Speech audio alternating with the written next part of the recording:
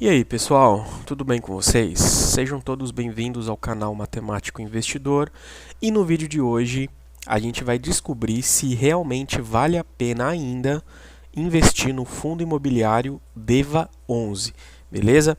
Lembrando que esse vídeo não é uma recomendação de investimento, como vocês sabem, eu sou matemático de formação e meu objetivo aqui com o canal é trazer uma análise tão somente estatística dos resultados que os fundos apresentaram nos últimos anos. Beleza? Vamos nessa!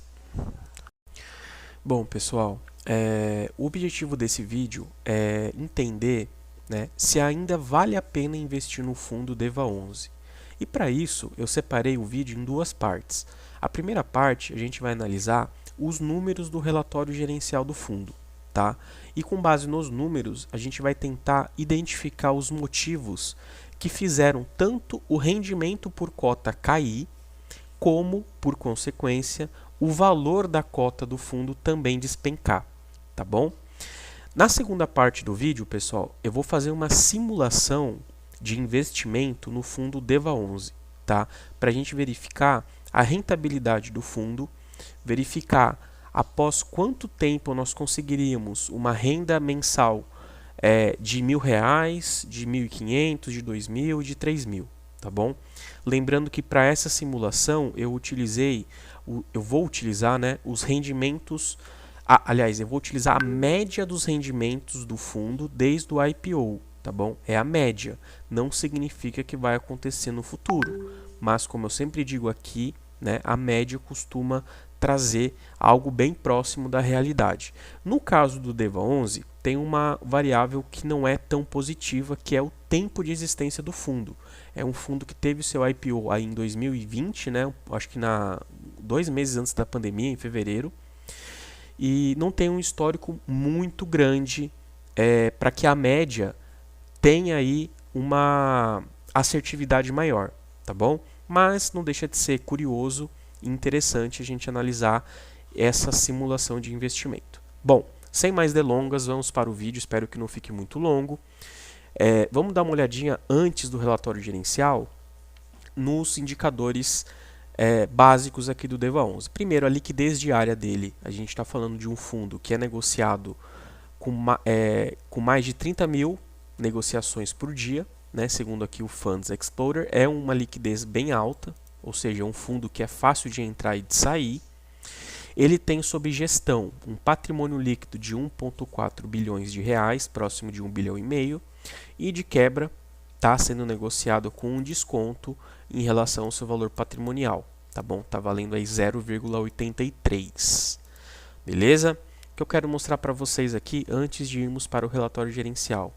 Percebam que o rendimento do fundo, desde maio, ele foi só caindo, né? 1,60, 1,40, 1,25, R$1 em agosto. Em setembro e outubro vieram esses dois rendimentos muito baixos, o que assustou demais os cotistas do DEVA 11. 55 centavos em setembro e 56 centavos em outubro.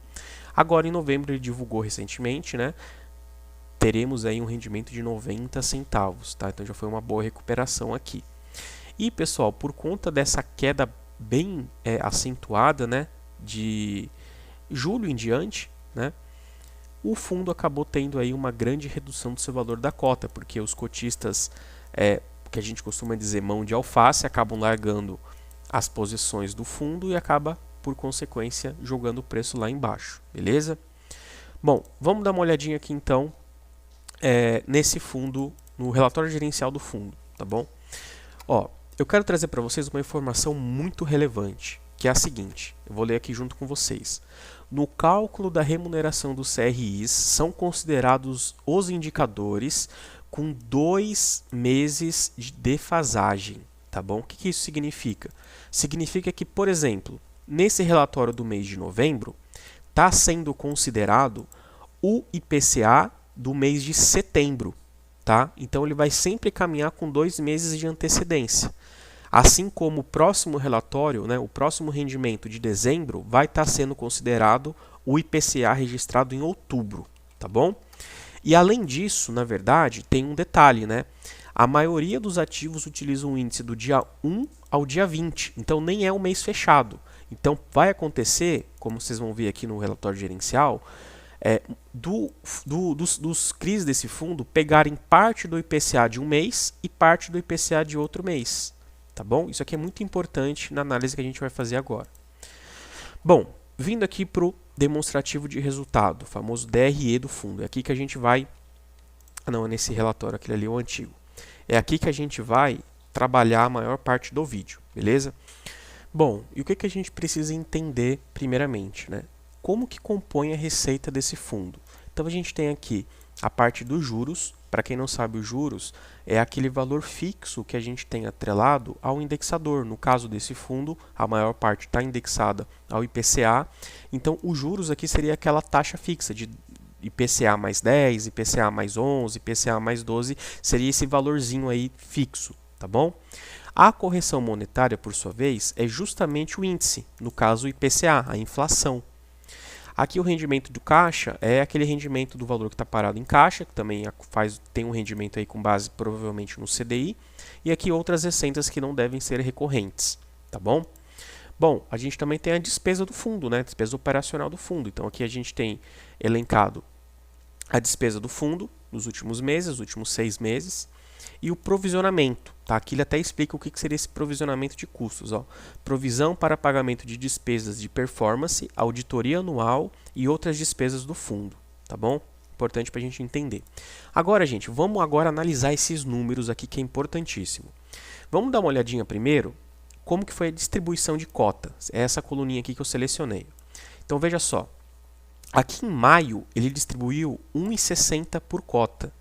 E desde então ele foi só caindo, né? 1,41, 1,25, R$ 1,55 centavos, 56 e agora recentemente em novembro subiu para 90 centavos, tá?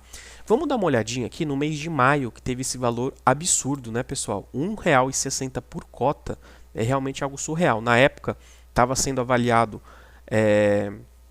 em um dividend yield aí, né, de 1,68, algo realmente muito acima da média do mercado. Vamos olhar esses números. Então, olha só, a receita desse mês foi de 28 milhões. 28 milhões e meio quase, né? Sendo que 10 milhões foram provenientes dos juros, daquela taxa fixa que eu já expliquei para vocês. E, pessoal, olhem só, 17 milhões foram decorrentes da correção monetária, ou seja, da inflação. Só de inflação aqui, ele entregou 17 milhões de receita. Vocês lembram que no começo do vídeo eu falei que no caso do DEVA especificamente, os indexadores eles fazem referência sempre a 2 meses antes.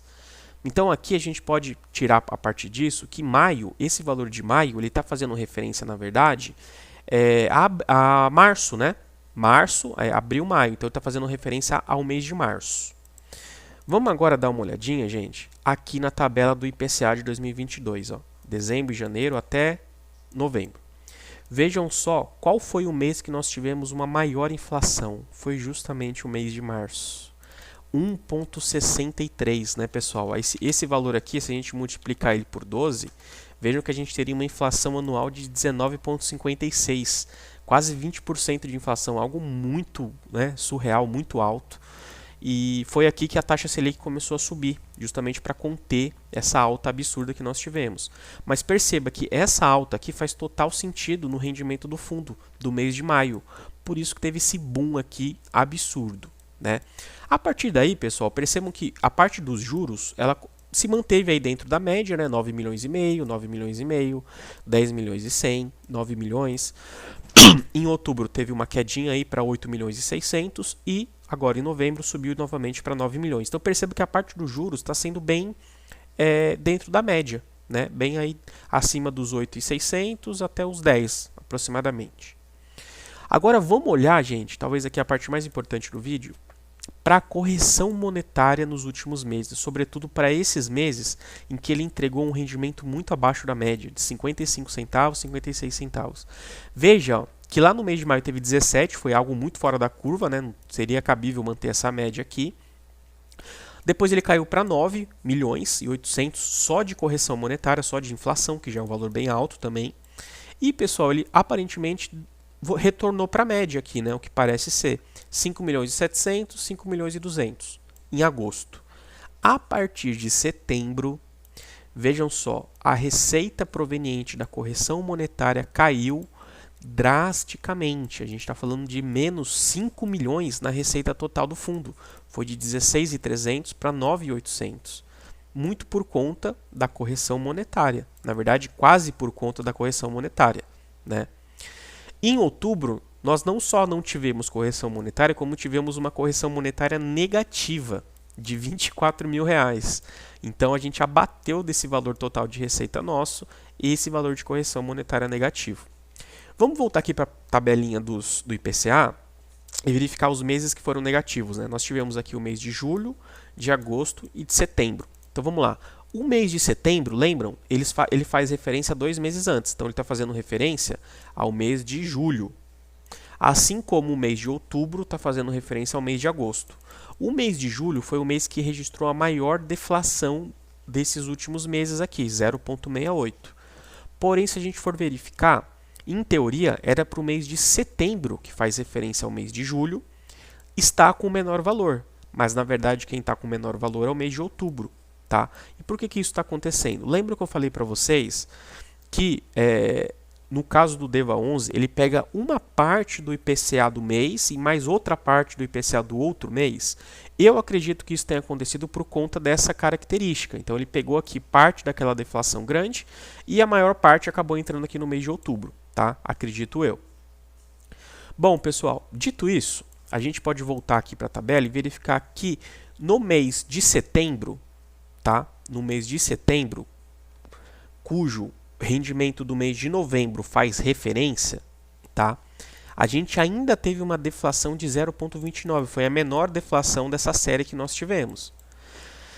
E com base nessa recuperação da inflação, vamos dizer assim, né, o fundo conseguiu entregar uma correção monetária um pouquinho maior, longe ainda dos 5 milhões, aparentemente, da média, porém já suficiente para elevar a cota que foi paga pelo fundo. Então percebam que subiu de 0,56 para 0,90 centavos, tá bom? É bem verdade que houve um acréscimo aqui dos juros também, né, foi para 9 milhões e 100. Porém, claro, a maior parte se deve à correção monetária. Lembrando que ele ainda pegou aqui, segundo a informação do próprio relatório, parte da deflação, tá? E a outra parte ele acabou pegando aqui no mês de outubro, né? Que foi positiva de 0,59. O que isso quer dizer, gente? Para finalizar essa parte, para o vídeo não ficar tão longo. Isso quer dizer que a tendência natural é que nos próximos meses a receita proveniente de correção monetária talvez não chegue nos 5 milhões, mas fique aí nos 3 milhões e meio, 4 milhões, e isso já vai ser suficiente, certamente, para aumentar a distribuição por cota. Eu estou apostando aí numa distribuição de R$ 1,10, R$ 1,15 aproximadamente por cota no mês de dezembro. Tá? Essa é uma aposta minha. Mas o que eu consigo tirar daqui é a queda dos rendimentos está extremamente explicada com base nesses números. Para mim, tá? Para mim. Não vejo que o fundo perdeu fundamentos, não acho que a inadimplência não está afetando no rendimento desse fundo, a gestão não está afetando no rendimento desse fundo. O que afetou o rendimento desse fundo, infelizmente, foi a deflação que nós tivemos. Então, partindo desse princípio, eu entendo que sim, DEVA11 continua sendo um excelente fundo imobiliário para investimento. Tá? Lembrando que não é uma recomendação de investimento, gente. Eu estou dizendo que ele só apresenta pelos números características que mostram que ainda vale a pena investir nele. Beleza? Bom, gente, agora indo para a segunda parte do vídeo, que é quando a gente faz uma simulação aqui. Beleza? Então, olhem só. Eu montei aqui uma tabelinha, tá bom? Já vou explicar para vocês. Não quero perder muito tempo aqui, mas eu achei muito bacana a gente analisar esses números. Então, olha só, eu tenho aqui do lado duas colunas, tá? Uma que considera o reinvestimento dos dividendos mês a mês e outra que considera o reinvestimento dos dividendos mais um aporte mensal que a gente vai definir juntos aqui, mês a mês também. E aqui em cima eu só fiz uma formulinha, um PROC-V bem simples, né? Para a gente identificar a partir de qual mês a gente passaria a ter a renda mensal de 1.000, de 1.500 e assim por diante, beleza? Então eu vou estipular aqui, gente, uma condição inicial, tá? Lembrando que caso você queira fazer uma outra simulação, comenta aqui embaixo no vídeo que você quer essa planilha, que eu posto aqui a planilha para vocês trabalharem como quiserem esses dados, beleza? Então, pessoal, vamos fazer o seguinte. Eu vou simular aqui um valor investido inicial de R$10.000, tá? Vamos supor que a gente tem R$10.000 lá, a gente quer começar a aportar num fundo, tá? Vou colocar R$10.000. Bom, a gente precisa preencher aqui o valor da cota, tá? Isso aqui também é muito importante, gente. Já vou explicar que tem uma observação bem grande. Vou até colocar um asterisco aqui que tem uma observação bem grande em relação ao valor da cota. Por quê? Porque eu vou utilizar o valor da cota de hoje, tá? R$ 84,46. Porém, pessoal, essa cota varia. Então, seria imprudente dizer que esse valor vai permanecer ao longo dos próximos meses, de forma que a gente possa utilizar como base para reaplicar os dividendos. Porque pode ser que daqui 6 meses essa cota esteja em R$100. Então, eu vou conseguir comprar menos cotas com o rendimento que eu vou receber. Entenderam a lógica? Mas, para fins apenas ilustrativos, né, para a gente só ter uma noção mais ou menos, vou utilizar o valor de hoje, de R$ 84,46. Com base nessa cotação, a gente conseguiria adquirir 118 cotas do DEVA11 hoje, beleza? E aí, pessoal, tem aqui uma tabelinha, inclusive vai estar na planilha se vocês quiserem ela, comentem aí embaixo, da média de rendimento desde o IPO desses fundos ou de janeiro de 2018 até hoje. Por exemplo, o VRTA11 é um fundo que existe desde 2011, mas essa média aqui eu estou considerando só de janeiro de 2018 até hoje. Já no caso do DEVA11, por exemplo, ele nasceu em 2020, então estou considerando aí de 2020 até hoje. A média de rendimentos dele, mesmo com esse rendimento baixo que ele entregou, de 56 centavos, a média foi de R$ 1,37 por cota. Então eu vou colocar aqui, R$ 1,37 por cota, beleza? E aí ele vai calcular para a gente automaticamente qual seria a nossa renda mensal com esse valor investido. Nós teríamos aí uma renda mensal de R$ 162,21.